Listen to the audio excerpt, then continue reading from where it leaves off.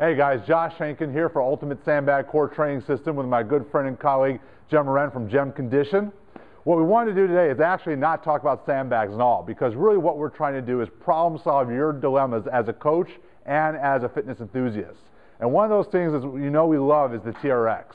So when we start going with the TRX, when you start leveraging the body, sometimes it's not easy to go progressively by 5-pound increments or stuff like that. So what we're going to do is show you how you can simply use super bands along with your TRX to do progressive based exercises.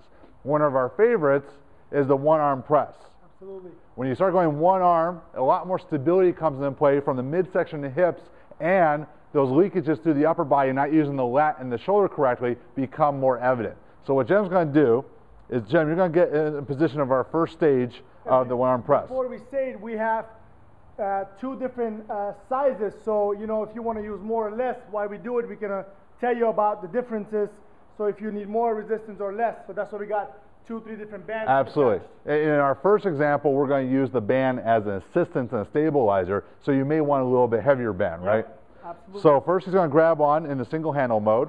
Now his left arm is going to get completely locked. Now before he even does anything, he's holding tension in the lat, so his shoulders pull down and back, and he's got a lot of tension in his midsection. So what the band is doing as he goes down is he's using the band to sort of assist him, giving him some stability and balance. And you see he's trying to prevent himself from rotating. So this is actually a multiplanar exercise, because even though he's pressing in the sagittal plane, he's resisting the transverse plane or rotation. Everything is on my right side, so I don't want you to get the impression of I'm doing it right. Everything is from my right. The left is more assistant.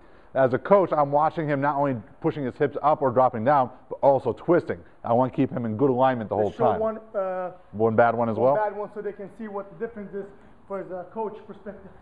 So if he starts to go down and he loses stability, he's going to twist. Now, there are exercises that will do this, but right now our goal is to keep him from rotating. So if we see this, we know he's not activating through his hips, his torso, or his shoulder girdle correctly. Now over time, he can use less and less stability by using lighter bands. But we're going to go ahead and show you the next progression, which is now we're going to add a little dynamic action to the side with the band. So same idea to start with. He's going to go down. Now, he's actively loading the lat. He's going to come push and then drive back up. So that little press with the band here actually destabilizes him. He's actually using both sides of his body now to contract and use the pecs. Nice.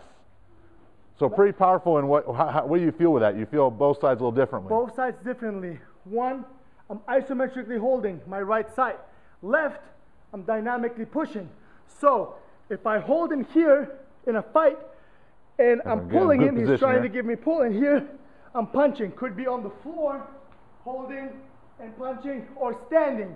So similarities in the fighting world, how would that be transferred over to that? And for the general fitness enthusiasts, it's a great way to teach them how to use the lat properly and to stabilize the trunk at the same time. Because as we start doing more dynamic things, lifting overhead and other exercises, it's very important that you understand how to use the lat in conjunction with the trunk to provide proper movement of the upper body.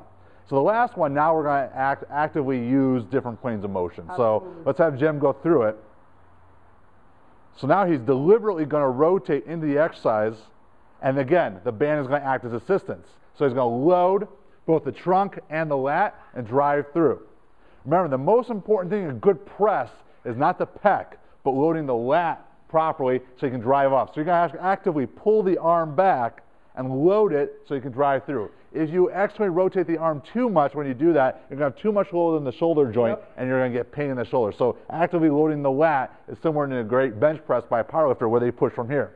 Most times in sport and daily activity, I'm going to push from here, not out here. And you shouldn't feel as much in here. I didn't feel much on my shoulder at all, because I'm contracting my lats, and I'm rotating and I'm pushing back up with my right side. Very important. I'm not out, just like you said, through your lats. So let's try these 3 progressions. They're super bands. Again, you can progress both in just changing the band tension or the movements that you're trying to move through. We always move through a base of stability to instability, so make sure to take those progressions accordingly. Also, very important is if I'm working with 2 different clientele or athletes, I have my band set up. John takes this, he's not as advanced. I'm working with a fighter or somebody who's more advanced. I can use the lighter band, so you don't need to do much changing which I also like when I use it as well. Absolutely. So stay tuned more at HankinFitnessSystems.com.